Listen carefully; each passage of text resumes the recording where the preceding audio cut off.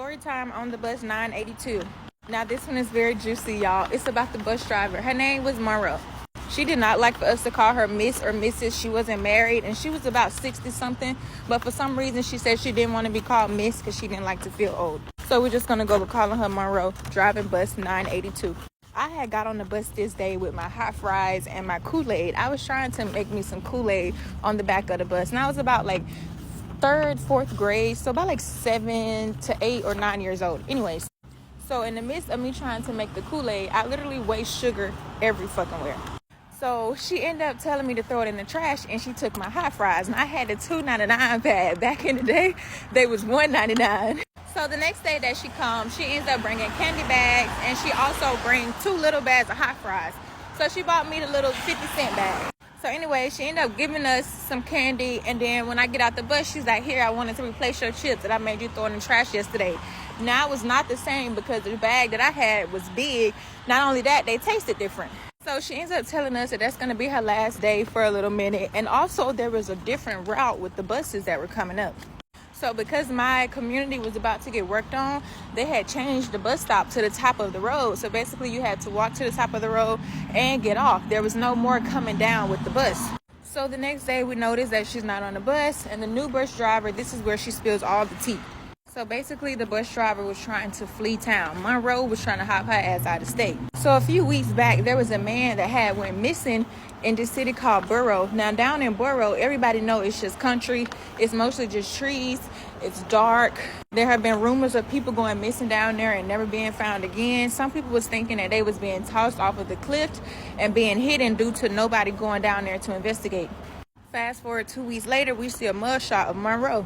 So they have connected her to the missing body. So the missing person, they actually never found him, but they were able to trace devices. So on the phones, it showed that Monroe was the last person that was with him.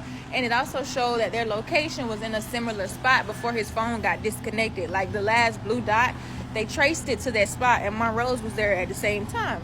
Now, when they go through Monroe's phone, that's when they find the horrific evidence of every single thing she had done did that day, because she recorded it all. At first, you'll see her in the camera, like she's like pacing back and forth, like as if she's cursing, like she's like, oh yeah, I'm a da-da-da, I'm a da-da-da, but she's kind of like mumbling, like she's very furious, just pacing back and forth, talking to herself. Then it shows when she gets to the actual place, like where the cliff is at, it shows her arriving there. And then the screen went blank. And then next thing you know is she is recording herself getting back in the car. But you see how I got my phone on me? She had the camera turned around. So basically it would be like this. It would be recording her foot. So basically the camera was like this. But you still were able to notice that it was her. And it was blood on her shoes. So basically she had done off the man and she recorded it.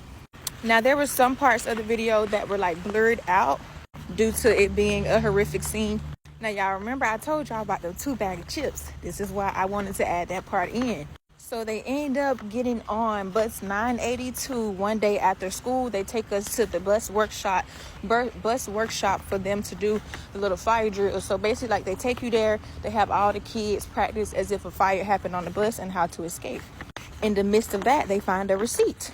On the receipt has a hammer, trash bags, the 2 bag of Chester hot fries, and also like the little sex toy that is like a ball that they put in your mouth that wraps around like your ears. So basically she had used those weapons to off him. She silenced him and then offed him. Because his body was never found, there was never an autopsy. Maybe like 3 weeks later, Monroe had appeared back on the bus. That was her last year, and she actually switched over to being a gym teacher instead. So actually she was never found guilty after all of that. Because his body was never found and there could be no autopsy, they were saying that it could have been paint that was on her shoe. They were saying that we don't know what was on her shoe.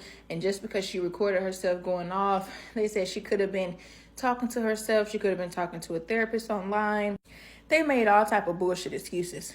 But basically, she was never caught. And she never drove 982 after that year. And Monroe got away with murder.